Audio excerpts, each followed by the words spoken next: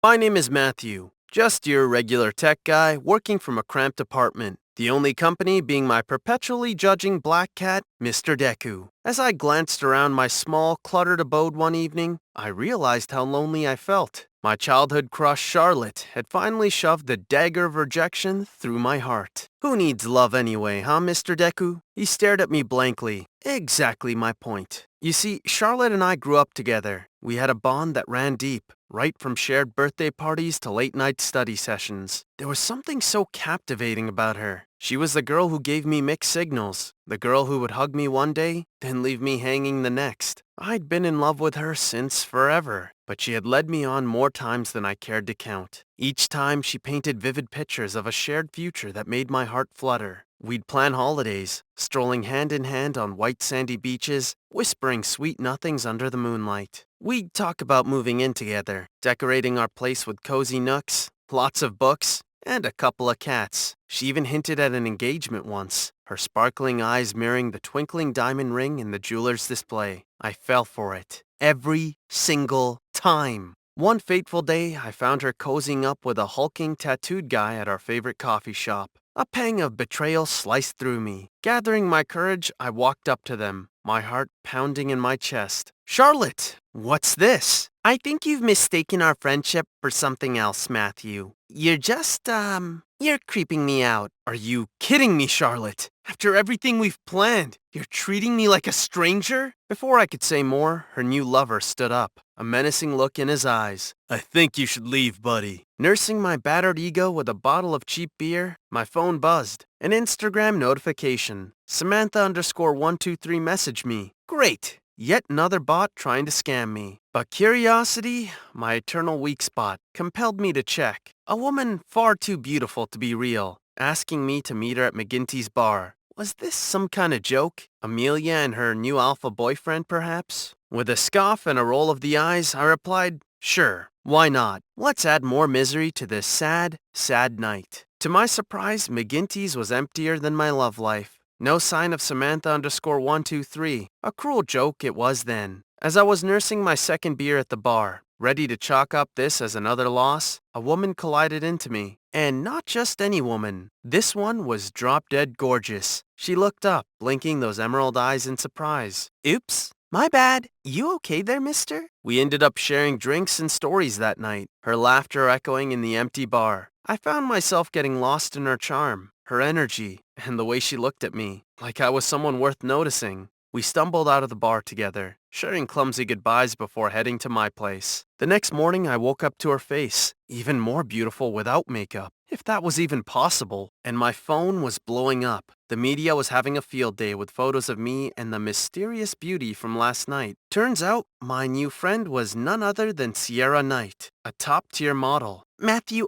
she began, an apologetic look on her face, but there was a spark in her eyes, an energy that I couldn't resist. My world, once filled with codes and algorithms, was now spiraling into chaos, paparazzi and tabloid speculations. Matthew, I need a break. You need a break. Let's go away, just for a while. A holiday? With you? Yes, a holiday with me, dork. Can't be worse than our current situation, right? As she said that, I couldn't help but think of the irony of it all. The man who couldn't get a date was now being asked to go on a holiday with a famous model. Life sure has a twisted sense of humor. Sierra proposed we fly to a remote island, a slice of paradise known only to a select few. The private jet was a universe away from my cramped economy class experiences. As I was taking in the sheer opulence, the staff's curious glances didn't go unnoticed. They looked at me like I was an alien who'd mistakenly landed in the lap of luxury. I even caught a couple of them taking sly photos of me. Maybe they were betting on how long I'd last in Sierra's world. I shrugged it off, attributing it to typical staff drama. Once we were airborne, Sierra leaned in, her voice a whisper. Matthew, there's something I need to tell you. I looked at her, my heart pounding in my chest. Little did I know, the roller coaster ride was about to take a serious plunge. She assured me we will speak about the matter when we land. Paradise, here we come. We spent days sunning on the beach, making sandcastles like a couple of kids, and nights beneath the stars, whispering sweet nothings. For a moment, I almost forgot the chaos we'd left behind. But then reality has a way of crashing in, doesn't it? We were coming back from a snorkeling trip when I found Sierra nervously pacing in our villa. Matthew, I've been getting these messages. She showed me her phone. Threats. Ugly ones. They know where we are. What the hell, Sierra? Who are these people? That's what I need to tell you. Remember I told you about my ex, Tony? He's not just some random crazy ex. He's involved in the mafia. And I've been trying to provoke him, to make him angry enough to break ties with me. The room spun around on me. A mafia ex-boyfriend? Was she kidding? I took a deep breath, trying to process what she had just dropped on me. The pictures, the ones in the media, I wanted him to see them. I wanted him to get so jealous, so mad that he'd finally let me go. I could hardly believe what I was hearing, but looking at her, at the fear in her eyes, I knew she wasn't kidding. This wasn't a prank, and I wasn't laughing. As she burst into tears, my phone buzzed. A news alert, our pictures all over the media. Again, only this time the caption read, Sierra Knight's secret getaway with Mystery Man. Is Tony the Serpent Sorrentino out of the picture? Just great! From a heartbroken recluse to the third wheel in a mafia love triangle. What a holiday!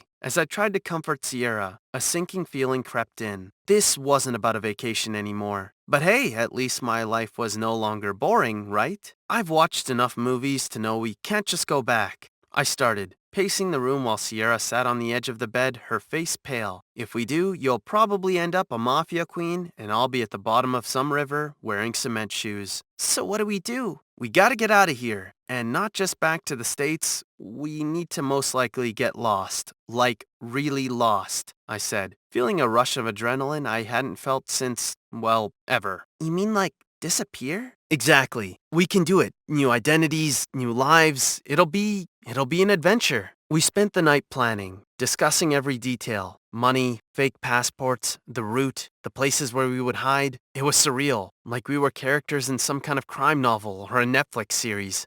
Breaking Bad, Money Heist, Narcos. Hell, we'd put them all to shame. The whole situation was insane, but there was an odd sense of excitement. Here I was, an average guy with a 9-to-5 job, planning a grand escape with a supermodel from a mafia ex-boyfriend. It was like living in a bizarre dream. Matthew, Sierra looked at me, her eyes filled with fear and something else. Hope, maybe? Will you stay with me through all of this? I looked at her, at this beautiful woman who had turned my world upside down in just a matter of days. I thought about my former crush, my heartbreak, my mundane life. And then I thought about Sierra, our crazy adventure, the thrill, the danger. Yeah, I said finally, giving her a small smile. Yeah, Sierra, I'm with you. As we sat there, planning our new life together, I couldn't help but wonder if I was making the right choice. But one look at Sierra, and I knew I'd do it all again. Despite the danger, the fear, the uncertainty, I knew this was just the beginning of our story. And boy, was it gonna be one hell of a ride. All set to leave, we watched the TV as her ex raged, spewing threats and vows of vengeance. A frosty fear gnawed at my guts, but there was a strange calmness too. I mean, how much worse could it get? From heartbroken to being hunted by the mafia, I had one hell of a life makeover. Sierra clutched my hand tighter, her trembling fingers intertwining with mine. You sure about this, Matthew? I looked into her eyes, those beautiful pools I had fallen into, and nodded. I've never been sure about anything, Sierra. I couldn't help but notice the way my heart raced around her, the way my stomach did somersaults every time she smiled, the way her presence ignited a spark in me. It was crazy, the chemistry between us. I was falling for her, and hard. God,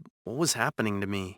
Just when you think life can't get any weirder, my work buddies start spamming your phone with memes and puns about your model escapades. My gloomy tech job seemed galaxies away from the hurricane that was my life now. I was about to ditch everything I knew to run away with a woman I barely knew. Was I stupid? Probably. Was I gonna get screwed over? Most likely. But did I care? Absolutely not. Do you think we'll be okay, Matthew? Sierra's voice was barely a whisper, her fingers drawing circles on the back of my hand. I turned to her, pulling her into an embrace. We're gonna be more than okay, Sierra. I said, hoping I sounded more confident than I felt. We'll navigate through this, together. As I turned the doorknob, our phones buzzed simultaneously, breaking the tense silence. A barrage of notifications from our colleagues and friends illuminated the screens, but the one notification caught my eye, making my blood run cold.